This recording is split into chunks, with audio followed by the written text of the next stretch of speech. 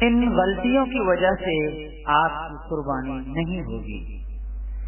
بعض لوگ پورے گھر کے افراد یعنی فرد کی طرف سے صرف ایک بکرا قربان کرتے ہیں، حالانکہ بسا اوقات گھر کے کئی لوگ صاحب نصاب ہوتے ہیں اور اس وجہ سے ان سب پر قربانی واجب ہوتی ہے۔ ان سب کی طرف سے الگ الگ قربانی کی جائے۔ ایک بکرا جو سب کی طرف سے کیا گیا کسی کا بھی واجب ادا نہ ہوا، اس لیے کہ بکرے میں ایک سے زیادہ حصے نہیں ہو سکتے۔ بڑے جانور مثال کے طور پر گائے، بھینس اور اونٹ میں 7 قربانیاں ہو سکتی ہیں۔ اس لیے اگر گھر میں 7 افراد ہیں اور سب کے سب صاحب نصاب ہیں تو ایک بڑے جانور کی قربانی سب کے لیے کافی ہوگی۔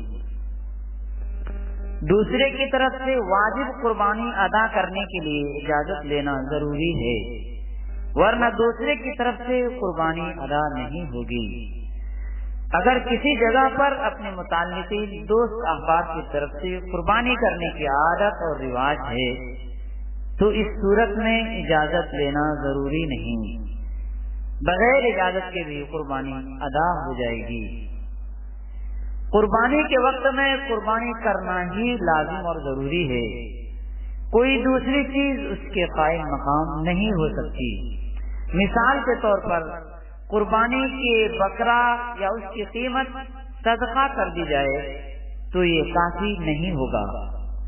قربانی کا جانور بے عیب ہونا ضروری ہے، عیب دار جانور کی قربانی جائز نہیں ہوگی۔